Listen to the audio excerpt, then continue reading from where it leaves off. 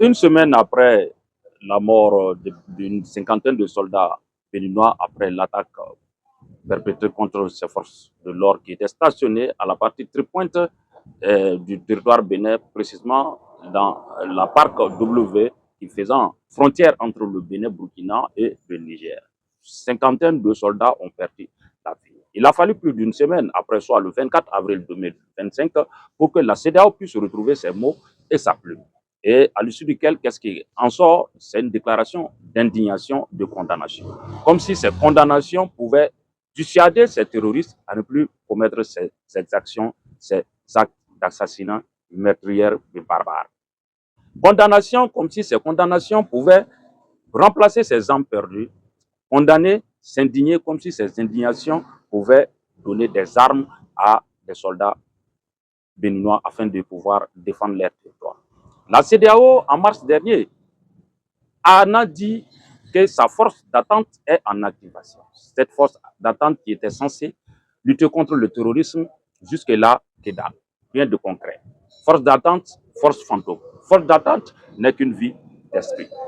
De l'autre côté des pays de l'AIS, du 13 au 17 avril dernier, les chefs d'État-major des armées de l'air se sont réunis afin de renforcer leur stratégie et leur coopération pour mener des actions avec des résultats concrets.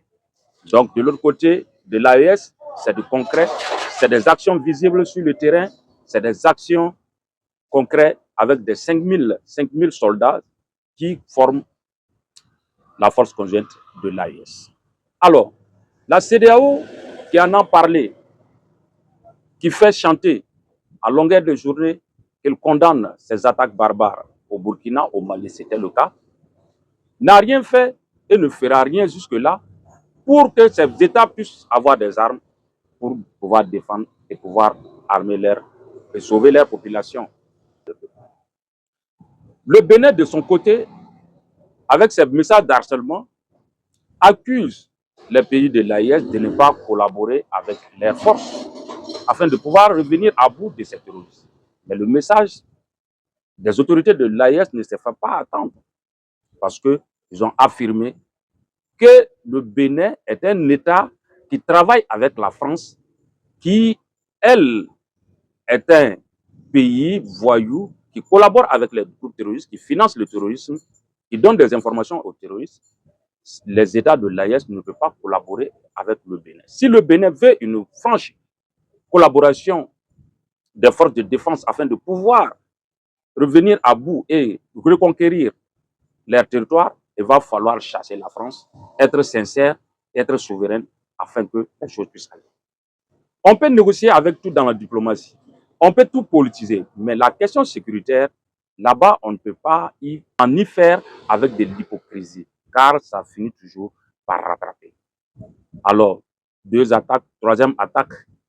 Qu'est-ce qui va en précéder après? C'est ce qui est dommageable pour le peuple béninois. Ce qui serait dommageable forcément pour les militaires béninois. Chose que les Africains ne souhaiteraient pas voir. Alors, de ce pas, nous appelons le peuple béninois à se souder derrière leur armée et à revendiquer le départ pur et simple de ces forces étrangères sur leur territoire. Ces forces du mal, ces forces obscures ne font qu'à envenimer la situation, activer les faits et se faire passer pour des pompiers pyromanes. Alors, la CEDEAO est une organisation qui n'a plus son sens d'être, car en dehors de ce message qui a peiné à venir, il a fallu que l'ambassade de France parle d'une cinquantaine de morts, et c'est de là qu'on entend la CEDEAO qui fait ressurgir avec cette déclaration lapidaire, insensée du point de vue moral, insensée du point de vue structurel, insensée du point de vue conjoncturel, parce que cette déclaration ne vient pas pour soulager l'armée avec des armes. Cette déclaration ne vient pas pour soulager le cœur des familles endeuillées. Cette déclaration ne vient pas pour apporter la paix et chasser les terroristes. Une façon de marquer sa présence alors qu'elle n'est pas nécessaire en ce moment précis. Alors, chers frères et sœurs panafricanistes, peuple du Bénin, Alors, levons-nous ensemble, disons merde à ces forces étrangères qui viennent soutenir avec des informations ces groupes terroristes afin qu'ils puissent bombarder nos soldats et récupérer nos terres. C'est une guerre de recolonisation. Soyons conscients, levons-nous, mettons-nous debout pour que tout cela cesse. Parce qu'ils n'auront jamais pitié de nous et Dieu n'a rien à voir dans ça. C'est notre destinée, c'est à nous de prendre notre destin. La patrie ou la mort, nous faisons quoi?